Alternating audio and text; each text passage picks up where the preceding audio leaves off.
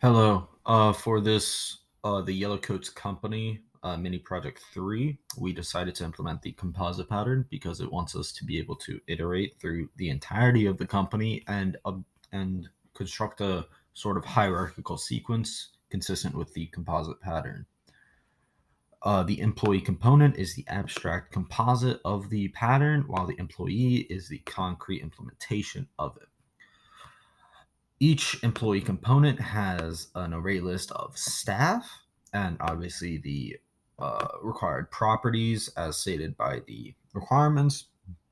And you can add employees add a member to your staff. You can create a new employee based off of the proper parameters. And you can also get all the staff, which is not only the direct children, but also the children's children. So if you call get all staff on the boss of the company, you would get every employee in the company, obviously excluding the boss. Also, in the requirements, it stated that you could find an employee based off of their position. It legitimately said that you should be able to add an employee based on its position in the organizational chart of the company.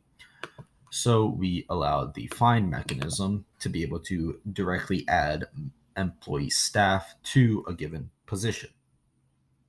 We also overrode the toString method, which uh, properly prints out all of the values of an employee as comma separated values. We encapsulated all of that in a reporter object. All that did was create a shadow employee called the company, which had null values because you would never get to print it. All that. The only reason we did this was to make it easier to call the get all staff method to generate the reports.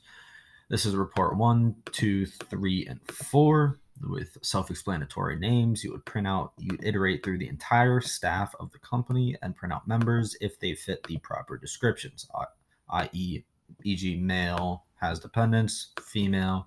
And for the average salary in each department, we created an array list to keep track of dynamically in case more departments come up and you aren't directly associated with in a certain capsule of people. So, like the right branch of the company shown in the exam is all the R&D department, but that's not explicitly stated that has to be the case. So you have to iterate it through it in this manner, where you add up all the salaries in each department and then divide them by the number of people in each department, obviously.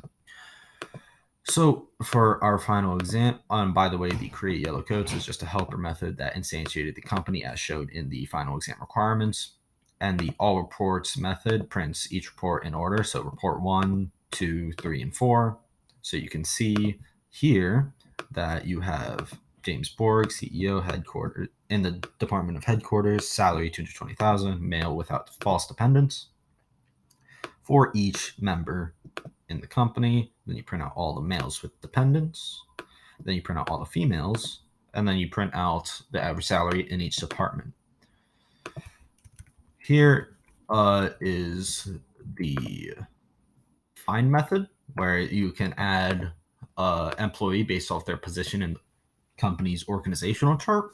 So you can find Ramesh by searching his position, which is data scientist, and then you can add this new employee, Joyce English, with the correct parameters to that person. And then you can regenerate the reports such that the first set of reports doesn't change because you haven't added Joyce yet. The second round of reports, you have Joyce English here. Doesn't change the males with dependents because she's not a male, nor does she have a dependent. And all the female employees also has Joyce English. And you can see in the R&D department that the average salary, the average salary has changed to $143,000 as opposed to $144,000, and the other departments have not changed. Additional facets of the employee component, you can obviously add staff members or remove them. Yeah, you can get child by index. You can get the index of a child. Or no, I guess you can't do that. You can find them based off a position, and the tests, each of the unit tests are here as explained in further detail in the Miniproject 3 PDF. I believe that is everything.